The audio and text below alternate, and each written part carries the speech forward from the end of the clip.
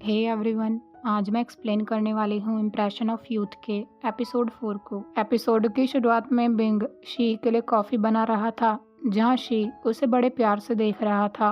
वो कॉफ़ी की एक सिप लेकर बोलता है, इसका टेस्ट तो बहुत अच्छा है और थैंक यू मेरे लिए कॉफ़ी बनाने के लिए और मुझे पहला पर्सन बनाने के लिए जिसने तुम्हारी कॉफ़ी ट्राई करी है। बिंग कहता, अब तुम मेरी स्टोरी जान चुके हो, तो क्या तुम मुझे अपनी स्टोरी भी बताना चाहते हो? वहीं दूसरी तरफ लू ने वाटरमेलन का स्केच बना लिया था। यूशिंग कहता है, तुमने काफी अच्छी पेंटिंग बनाई है। ये सुनकर लू बड़े टशन में कहता है, ये मेरी पेंटिंग है और मेरा नाम लू है। लेकिन हमें यूशिंग का वॉइस ओवर भी सुनाया जाता है, जहाँ वो कहता है लू की पेंटिंग उसकी पर्सनैलिटी की डेलिकेट साइड को दिखाती है और हर पेंटिंग आर्टिस्ट का असली कैरेक्टर शो करती है। लू को वाटरमेलन खाने की बहुत ही ज्यादा जल्दी हो रही थी, पर यूशिंग कहता है, इतना खुश होने की जरूरत नहीं है। अभी भी तुम्हें अपनी ड्राइंग में छोटी छोटी चीजों पर अटेंशन देने की जरूरत है। तुम अपनी ऑब्जर्वेशन की स्किल को और अच्छा बना सकते हो और मैं ये तुम्हें फ्यूचर में सिखा दूंगा। यूशिंग का लेक्चर सुनने के बाद लू वाटरमेलन कट करने चला जाता है। अगले सीन में यूशिंग की साइकिल की चेन खराब हो गई थी, तो लू उसकी मदद करता है, लेकिन इस चक्कर में बेचारे लू के फेस पर ग्रीस लग जाता है, तो यूशिंग उस पर हंसने लगता है। लू यूशिंग से फाइट करने लगता है कि मैं तो तुम्हारी मदद कर रहा था, लेकिन तुम मुझ पर हंस रहे हो, इसलिए अभी इसी वक्त माफी मांगो। फाइनली यूशिंग को लू से माफी मांगनी पड़ती है,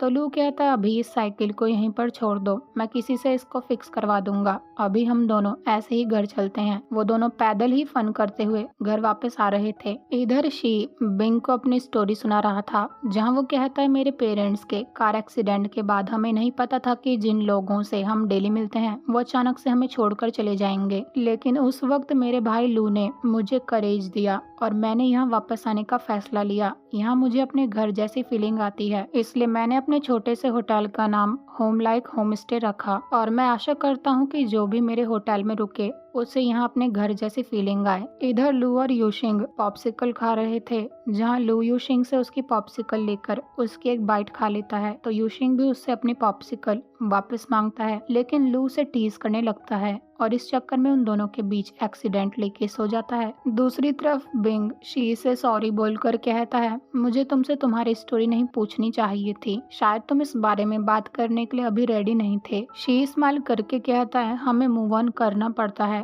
और प्रेजेंट के हर मोमेंट को एंजॉय करना ही लाइफ है। ये सुनकर बिंग कहता है, अब तुम मैच्योर हो गए हो, तो शी कहता है, तुम तो ऐसे बोल रहे हो कि अब मैं ओल्ड लगता हूँ। बिंग कहता है, मेरे कहने का मतलब वो नहीं था। तो शी बोलता है, मैं तो जोक कर रहा था और अब हम दोनों एक दूसरे की स्टोरी को जान चुके हैं, तो अब हमें फ्रेंड्स बन जाना चाहिए और फ्रेंड्स एक दूसरे की मदद करते हैं, इसलिए तुम्हें मुझसे इतने पोलाइट होकर बात करने की जरूरत नहीं है। बिंग उसे थैंक्स बोलकर कहता है, तुमने कहा था कि तुम्हारा भाई बहुत अच्छी पेंटिंग करता है, तो क्या तुम उससे मेरे कैफे के एक्सटीरियर को पेंट करने के लिए बोल सकते हो? शी खुश होकर कहता है, ठीक है, मैं उससे बात कर लूंगा। बिंग स्माइल कर रहा था, तो शी उससे बोलता है, तुम स्माइल करते हुए बहुत अच्छे लगते हो, इसलिए तुम स्माइल करते रहा करो। ये सुनकर बिंग थोड़ा शॉक होता है, तो शी उसे इग्नोर करके कॉफी पीने लगता है। शी की बात को सुनकर बिंग को अपनी वाइफ की कही बात याद आ जाती है, जहाँ वो भी बिंग से स्माइल करने को बोला करती थी। प्रेजेंट में वो शी से कहता है, मेरी वाइफ लैनशिन भी यही बोलती थी। शी के लिप्स पर कॉफी लगी थी, तो बिंग उसे वाइप कर देता है।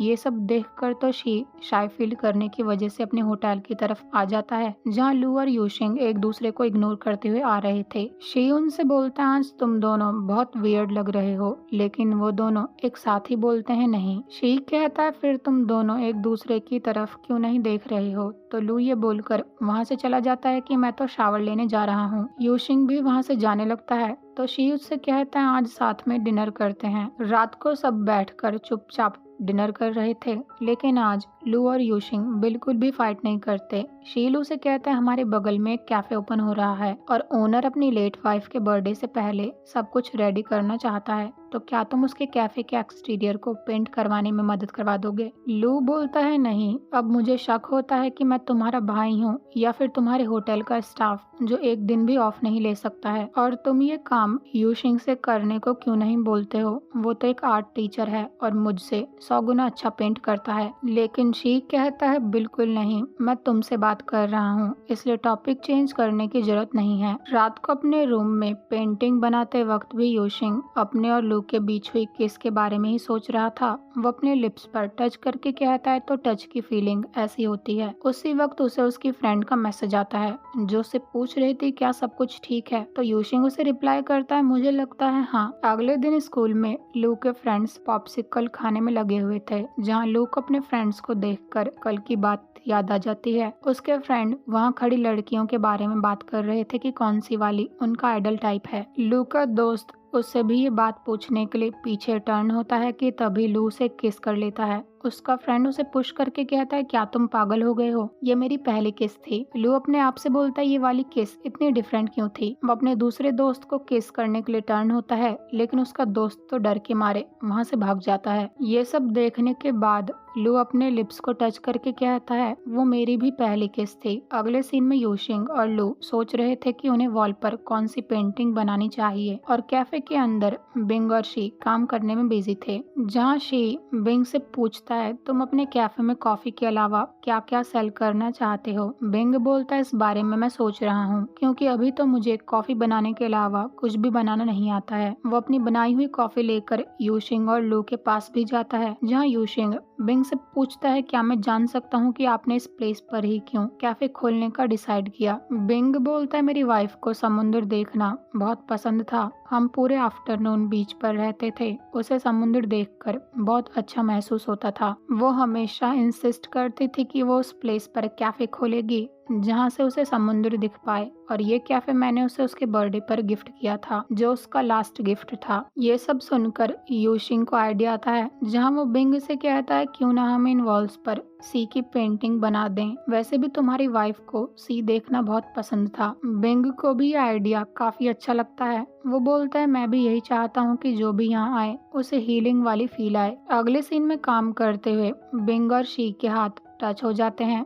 जहाँ वो अपने अपने हाथ साइड कर लेते हैं। तो बिंग अपने मन में कहता ये कैसी फीलिंग थी, और बाहर हमेशा की तरह लू यूशिंग के फेस पर पेंट लगाकर भाग जाता है। वो दोनों एक दूसरे को इसी तरह से टीज करने लगते हैं। ऐसे ही एक दूसरे को टीज करते हुए लू और यूशिंग फ्लोर पर गिर जाते हैं। लू यूशिंग की तरफ प्यार से देखने लगता है तो यूशिंग को लू के फेस पर पेंट लगाने का मौका मिल जाता है। उन दोनों की आवाज सुनकर अब शी भी बाहर आ जाता है, जहाँ वो लू को डांटने लगता है। तो अब वो तीनों फाइट करने लगते हैं। उन तीनों को इस तरह से एंजॉय करते हुए देख बिंग स्माइल करते हुए उनके पिक्स क्लिक करने लगता है। अगले सीन में पेंटिंग बनकर रेडी हो गई थी। लू तो हमेशा की तरह बहुत खुश था और यूशिंग को लू को इतना खुश देखकर और भी ज्यादा खुशी हो रही थी। बिंग को भी वो पेंटिंग बहुत ज्यादा पसंद आती है। शी कहता है मैं तो इस पेंटिंग को 200 पॉइंट्स दूंगा, लेकिन लू कहता है मैंने भी इस पेंटिंग को बनाया है। तो शी लू के मुंह में वाटरमेलन डाल देता है और उसे चुप रहने के लिए बोलता है। बिंग तो उन सबको बहुत ही पोलाइटली थैंक्स बोलता है, लेकिन शी कहता है बस जब ये कैफे ओपन हो जाएगा तो हम सब मेरे घर पर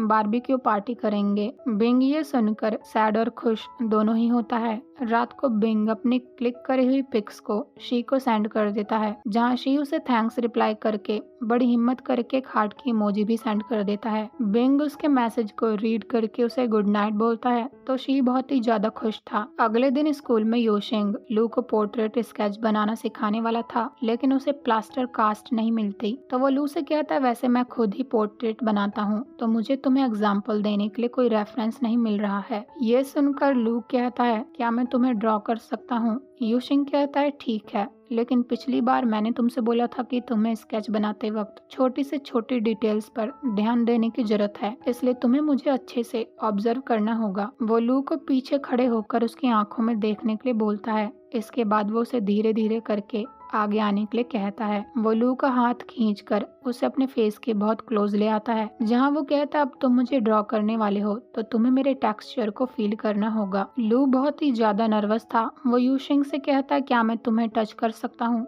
तो यूशिंग उसे अपने आप को टच करने की परमिशन दे देता है, जहाँ वो लू का हाथ पकड़कर सबसे पहले अपने हेयर को टच करके उसका टेक्सचर फील करवाता है। उसके बाद वो उसके फेस की स्किन का टेक्सचर फील करवाता है। दूसरी तरफ अब बिंग का कैफे ओपन होने के लिए रेडी था, जहाँ बिंग शी के साथ एक पिक क्लिक करके उसे अपने इंस्टा पर पोस्ट कर देता है, जहां वो शी को थैंक्स बोलकर उसके लिए कॉफी बनाने चला जाता है। शी जब उस पिक्चर को इंस्टा पर देखता है तो उसे बहुत खुशी होती है। दूसरी तरफ यूशिंग लू से कहता है उन सब फीलिंग्स को याद करके मेरा स्केच बनाना शुरू करो और उस स्केच में तुम्हारी सारी फीलिंग्स एक्सप्रेस होनी चाहिए, वही तुम्हारे बनाए हुए स्केच को मीनिंग देंगी। ये सब सुनकर लू अपने मन में कहता है पता नहीं आज क्या हो रहा है, लेकिन मैं यूशिंग की तरफ नहीं देख पा रहा हूँ। यूशिंग लू को नर्वस देखकर उससे पूछता है क्या बात है, तो लू ये बोलकर वहां से चला जाता है कि मेरे पेट में अचानक से दर्द हो रहा है, मैं किसी और दिन तुम्हारा पोर्ट्रेट ड्रॉ करूंगा। क्लास से बाहर आने के बाद वो कहता है